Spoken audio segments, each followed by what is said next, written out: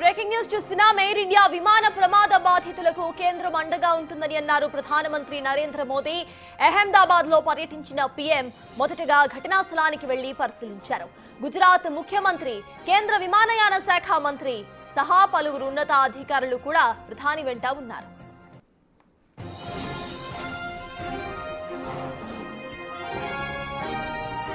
ఈ సందర్భంగా ప్రమాదం అసలు ఎలా జరిగింది అన్న దానిపై డీటెయిల్స్ ను అధికారులు మోదీకి వివరించారు.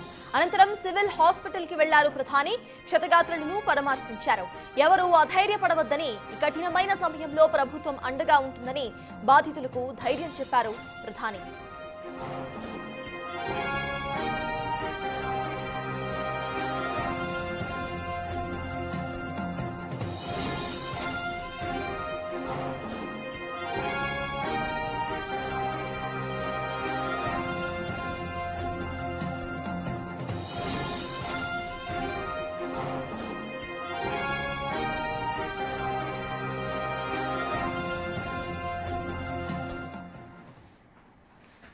దీనికి సంబంధించి మోర్ డీటెయిల్స్ ను మా అసోసియేట్ ఎడిటర్ రోహిత్ అక్కడ నుండి లైవ్ లో అందించడానికి సిద్ధంగా ఉన్నారు.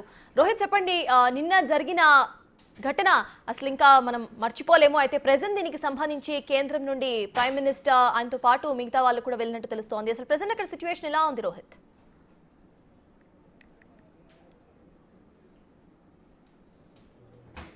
సతాజ్, ఈ ఎయిర్ ఇండియా ప్రమాదం భారతదేశ చరిత్రలోనే అత్యంత విషాదకర విమాన ప్రమాదం. ప్రపంచ దేశాలన్నీ కూడా ఈ విమాన ప్రమాదంపై దిగ్భ్రాంతిని వ్యక్తం చేస్తున్నాయి. ప్రపంచ దేశాధినేతలందరూ కూడా ఈ విమాన ప్రమాదం గురించి ఇప్పుడు ఆరా తీస్తున్నారు. ఎయిర్ ఇండియా ప్రమాదం అయితే నిన్న జరిగిందో అహ్మదాబాద్లో, ఆ ప్రమాదం జరిగిన ప్లేస్లోనే మనం ఉన్నాం. ఒక్కసారి చూడొచ్చు, మన వెనక 4 బ్లాక్లు ఉన్నాయి. ఇవన్నీ కూడా మెడికల్ కాలేజీకి చెందిన బ్లాక్స్. సరిగ్గా 1:38 సమయం ఎయిర్ ఇండియా విమానం అహ్మదాబాద్ సర్దార్ వల్లభాయ్ పటేల్ ఎయిర్పోర్ట్ నుంచి టేకాఫ్ తీసుకుంది. ఇక్కడ నుంచి మనం చూస్తున్నాం బిగ్ టీవీ స్క్రీన్ పైన మొత్తం మసి పట్టేస్తున్నటువంటి 4 బ్లాకుల్ని. ఆ చివర కనిపిస్తుంది కదా, ఆ బ్లాక్లోనే ఆ విమానం కుప్పకూలిపోయింది. ఆ బ్లాక్ అంతా కూడా మొత్తం విరిగిపోయింది. ఆ బ్లాక్లోనే ఉన్న విద్యార్థులు ఎక్కువ మంది చనిపోయారు. ఈ ప్రమాదంలో 241 మంది ఆ ఫ్లైట్లో ఉన్న వాళ్ళు చనిపోయారు. ఒకే ఒక్కరు మాత్రం బతికి బట్ట కట్టగలిగారు. అండ్ ఈ బిల్డింగ్లో ఉన్న వాళ్ళు మెడికల్ స్టూడెంట్స్ 24 మంది చనిపోయారు. మొత్తం 265 మందిని పొట్టన పెట్టుకున్న అత్యంత విషాదకర ప్రమాదం చోటు చేసుకున్న ప్రదేశంలోనే ఇప్పుడు బిగ్ టీవీ టీం ఉంది. మన వెనుక చూస్తున్న ఇదంతా కూడా ఎన్డీఆర్ఎఫ్ సిబ్బంది ఉన్నారు. నిజానికి ఇక్కడికి నిన్న విమాన ప్రమాదం జరిగిన తర్వాత ఆ బిల్డింగ్స్ వరకు కూడా వెళ్ళటానికి అవకాశం ఉంది. ఆ చివరన కనిపిస్తుంది కదా, నల్లగా మసి పట్టేసి ఉన్నట్టుగా కనిపిస్తుంది కదా, ఆ లోపలే ఇప్పుడు ఆ ఎయిర్ ఇండియా విమానం ఉంది. పేలిపోయిన విమానం ఇప్పుడు అక్కడే ఉంది. చూడండి ఒక్కసారి, ఇదిగో ఈ 4 బిల్డింగులు కూడా అగ్ని కీలల్లో చిక్కుకుపోయాయి. నిన్న 1,25,000 లీటర్ల ఫ్యూయల్ ఉంది ఆ విమానంలో. అది లండన్ వెళ్తూ ఉంది. ఢిల్లీ నుంచి బయలుదేరిన విమానం అహ్మదాబాద్ వచ్చింది. అహ్మదాబాద్లో హాల్ తీసుకుని అక్కడ నుంచి లండన్కి బయలుదేరి వెళ్ళింది. ఆ విమానంలో 1,25,000 లీటర్ల ఫ్యూయల్ ఉంది. ఒక్కసారిగా ఆ విమానం ఈ హాస్టల్పై పడటంతో పెద్ద బాంబు పేలినట్టుగా పెద్ద విస్ఫోటనం సంభవించింది. ఆ సమయంలో ఈ హాస్టల్స్లోని విద్యార్థులు కూడా మాడి మసైపోయారు. అక్కడ చాలా హృదయ విదారక దృశ్యాలు కనిపిస్తున్నాయి. నిజానికి ఇప్పటికీ అక్కడికి వెళ్ళి చూస్తే కొన్ని మాంసపు ముద్దలు కనిపిస్తున్నాయి. ఇది అత్యంత విషాదకరం, గుండెల్ని కలచివేసే ఘటన. మన ఇక్కడికి ఎవరిని కూడా రానవట్లేదు. నిజానికి పోలీసులు కూడా బ్యారికేడ్లు పెట్టి వెళ్ళిపోండి అని చెప్తున్నారు. నేను ఒకసారి ఇటు ప్యాన్ చేసి కూడా చూపిస్తాను. మీడియా సిబ్బంది సురేష్ ఒకసారి అటు ప్యాన్ చేద్దాం. ఓకే అటు ఈ బ్యారికేడ్లు పెట్టి అటు నుంచి వెళ్ళిపోమని చెప్తున్నారు. సో ఇక్కడ మనం ఒకసారి అటు బ్యాక్ అంతా ప్యాన్ చేస్తే మీడియా సిబ్బంది అందరినీ కూడా ఇక్కడే ఆపేశారు. ఈ బ్యారికేడ్లు దాటి మాత్రం వెళ్ళనివ్వడం లేదు. ఎందుకంటే అక్కడ ఇంకా మాంసపు ముద్దలు అక్కడక్కడ పడి ఉన్నటువంటి మాంసపు ముద్దలు ఉన్నాయి. ఆ కాలిపోయినటువంటి ఆ దేహాలను రాత్రి మ్యాక్సిమం తీసేశారు, కానీ ఇంకా కొన్ని ఉన్నాయి. పూర్తిగా కాలిపోయినవి కూడా కొన్ని ఉన్నాయి. వాటన్నిటినీ కూడా ఇప్పుడు తీయడానికి ఎన్డీఆర్ఎఫ్ సిబ్బంది మనం చూడొచ్చు. అటు సైడ్ ఒక బ్యారికేడ్లు ఏర్పాటు చేశారు, ఇటు సైడ్ ఏర్పాటు చేశారు. ఈ మధ్యలో పోలీసులు మొత్తం దీని అంతటిని కూడా కార్డన్ చేశారు. అక్కడ ఇంకా ఫైర్ ఇంజిన్ ఇవన్నీ కూడా మనకు కనిపిస్తున్నాయి. ఇటు మనకి ఇటు సైడ్ ఆ లెఫ్ట్ సైడ్లో ఉన్నదే సివిల్ హాస్పిటల్. ఇక్కడ ఈ హాస్పిటల్ ఉంది. ఈ ప్రమాదం జరిగిన ప్రదేశానికి సరిగ్గా ఎన్ని కిలోమీటర్లు ఉందో తెలుసా? ఎయిర్పోర్ట్ కేవలం 2 కిలోమీటర్ల దూరం మాత్రమే ఉంది. ఎయిర్పోర్ట్ రన్వే సరిగ్గా ఎయిర్లో ఈ ప్రమాదం జరిగిన బిల్డింగ్స్కి ఇప్పుడు మీరు బిగ్ టీవీ స్క్రీన్ పైన చూస్తున్నారు కదా, ఆ బిల్డింగ్స్ దగ్గర నుంచి కేవలం 2 కిలోమీటర్ల దూరంలోనే ఉంది. అంటే విమానం టేకాఫ్ తీసుకున్న తర్వాత 2 కిలోమీటర్ల దూరంలోనే పడిపోయింది. ఇక్కడ ఈ హాస్టల్ భవనాలు ఉన్నాయి కదా, చూడొచ్చు ఆ పెచ్చులన్నీ కూడా ఊడిపోయాయి. ఆ చివరినున్న భవనం అయితే మొత్తం అది చాలా వరకు శిథిలం అయిపోయింది. ఒకవేళ ఇక్కడ కాకుండా కొంచెం వెనకకి కొంచెం ముందుకి ఈ ప్రమాదం జరిగి ఉంటే ఇది ఇంకా మహా తీరని విషాదాన్ని నింపి ఉండేది. ఎందుకంటే ఇటు నుంచి కొంచెం ముందుకు వస్తే, కొన్ని మీటర్ల ముందుకు వస్తే సివిల్ హాస్పిటల్ ఉంది, ఇంకా ముందుకు వెళ్తే అంతా సిటీ ఉంది, ఆ తర్వాత సబర్మతి రివర్ ఉంది, ఆ రివర్ అనుకున్న అంతా కూడా సిటీ ఉంది, రామ్నగర్ కూడా ఇక్కడే ఉంటుంది, సిటీ ఉంది. మొత్తం ఈ సిటీలో ఎక్కడ పడ్డా దీని ప్రమాద తీవ్రత చాలా ఎక్కువగా ఉండేది. ఒకవేళ రోడ్లపైన పడి ఉంటే పెద్ద ఎత్తున ఇంకా ప్రమాదం జరిగి ఉండేది. 24 మంది మెడికల్ సిబ్బందిని ఈ ప్రమాదం పొట్టన పెట్టుకుంది. అందులో ఆ సమయంలో ఆ బిల్డింగ్స్లో ఉన్నారు కాబట్టి చాలామంది కాలిపోయారు, చాలామంది అక్కడ నుంచి పరుగులు తీశారు ఆ ప్రమాదం నుంచి. అయితే ప్రధాని మోదీ కూడా ఇక్కడికి వచ్చారు. సంఘటనా స్థలాన్ని ఆయన పరిశీలించారు అండ్ సివిల్ హాస్పిటల్ దగ్గర కూడా వెళ్ళారు. క్షతగాత్రులను ఆదుకుంటాము అని చెప్పారు. ఎవరు అధైర్యపడాల్సిన అవసరం లేదు, ఇది అత్యంత విషాదకర ఘటన, గుండెల్ని కలిచివేసే ఘటన అని. మరి ఈ ప్రమాదానికి కారణం ఏంటి?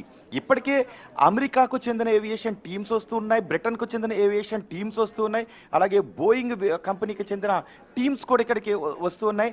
గ్లోబల్ ఎలక్ట్రానిక్స్ ఇంజన్స్ని సప్లై చేస్తుంది బోయింగ్కి, వాళ్ళ టీమ్స్ కూడా వస్తున్నాయి. అసలు ఈ ప్రమాదం చాలా ఆశ్చర్యాన్ని కలిగిస్తోంది అని చెప్తున్నారు. ఆ విమానం పైకి లేచిన వెంటనే, టేకాఫ్ తీసుకున్న వెంటనే ఇక థ్రస్ట్ క్రియేట్ కాలేదు. ఆ తర్వాత విమానం నిజానికి ఫ్రంట్ పార్ట్ చూస్తే పైకి ఏటువాలుగా కనిపిస్తోంది, పైకి వెళ్ళటానికి ప్రయత్నిస్తుంది.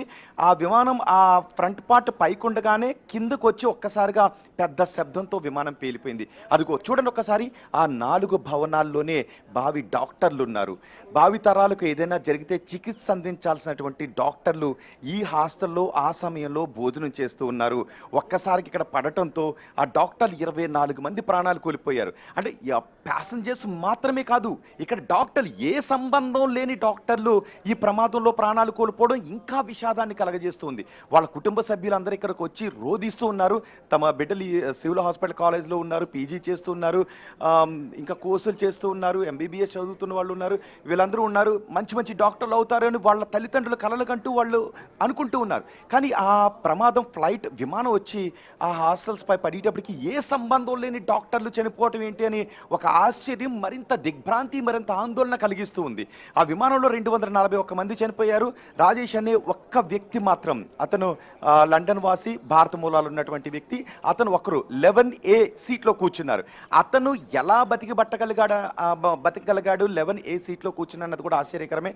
ఎమర్జెన్సీ డోర్ ఓపెన్ చేసుకుని తను కిందకు వచ్చేశాడు. ఈ ప్రమాదంలో విజయ్ రూపాని, గుజరాత్ మాజీ ముఖ్యమంత్రి, ఆయన కూడా చనిపోయారు. అయితే ఈ ప్రమాదం ఎలా జరిగింది అన్న దానిపై డీజీసీఏ విచారణ జరుపుతుంది, ఇతర దేశాలకు చెందిన ఏవియేషన్ సంస్థలు విచారణ జరుపుతున్నాయి. అంతిమంగా డీజీసీఏ తేలుస్తుంది ప్రమాదానికి కారణం ఏంటి అని. ఇంజిన్స్ ఎందుకు ఫెయిల్ అయిపోయాయి, 2 ఇంజన్లు ఎందుకు పనిచేయటం మానేశాయి, ఢిల్లీ నుంచి ఇక్కడ వరకు వచ్చిన విమానం ఇక్కడ నుంచి ఎగరటానికి ఎందుకు ఇబ్బంది పడింది, ఇక్కడ ఏం జరిగింది, కొన్ని చెప్తున్నారు, టెక్నికల్ వర్డ్స్లో చెప్తున్నారు. స్లాట్స్ ఉంటాయి, కొన్ని ఆ రెక్కల దగ్గర ఉండేటువంటి భాగాలు అమరిక సరిగా లేదు, ఇలాంటివన్నీ చెప్తున్నారు. మరి ఢిల్లీ నుంచి ఆ విమానం ఇక్కడ వరకు ఎలా వచ్చింది, 2011 నుంచి ఆ విమానం ఇప్పటి వరకు సేవలు ఎలా అందించగలిగింది, ఇవన్నీ కూడా మళ్ళీ డౌట్స్. అంటే నిన్న ఏం జరిగింది, నిజానికి విమానం కొంత ల్యాండ్ అయిన తర్వాత మళ్ళీ ఆ విమానం టేక్ ఆఫ్ తీసుకునేటప్పుడు దాని ఫిట్నెస్ని టెస్ట్ చేస్తారు. ఆ ఫిట్నెస్ టెస్ట్ చేసే క్రమంలో దానిలో ఉన్న సాంకేతిక లోపాన్ని గమనించలేకపోయారా, ఇది మానవ తప్పిదమా, లేదు అంటే నిజానికి యాక్ట్ ఆఫ్ గాడ్ అనేది మాత్రం మనం అనలేం, ఖచ్చితంగా మానవ తప్పిదమే. ఇలాంటి ప్రమాదాల్లో తరచి చూస్తే ఏదో ఒక మూల ఖచ్చితంగా మానవ తప్పిదం చాలా కనబడుతూ ఉంటుంది, నిర్లక్ష్యం కనబడుతూ ఉంటుంది. ప్రతి క్షణం 100కి 100% అప్రమత్తంగా ఉండాల్సినటువంటి అధికారుల్లో ఎక్కడైనా నిర్లిప్తత, నిర్లక్ష్యం కనిపిస్తుందా, గమనించడానికి అవకాశం ఉన్న లోపాన్ని కేవలం నిర్లక్ష్యం కారణంగా పట్టించుకోకుండా వదిలేసారా సిబ్బంది, ఆ ఫ్లైట్ ఫిట్నెస్ని చెక్ చేసిన సిబ్బంది అనే విషయం కూడా తేలబోతుంది. బాధ్యుల్ని ఎవరిని కూడా క్షమించం, వదిలేదు లేదు అని చెప్తున్నారు. మరి ఈ ప్రమాదానికి 265 మందిని పొట్టన పెట్టుకున్న ప్రమాదానికి ఎవరిని బాధ్యులుగా తీరుస్తారో కూడా చూడాలి. సతాజ్. Right, thank you Rohit, thanks for the updates. So present situation అక్కడ ఘోరంగా కనిపిస్తోంది, అక్కడ క్లియరెన్స్ చేస్తున్నారు, అట్ ద సేమ్ టైం దీనికి సంబంధించి మొత్తంగా థరో ఇన్వెస్టిగేషన్ కూడా కొనసాగుతోంది.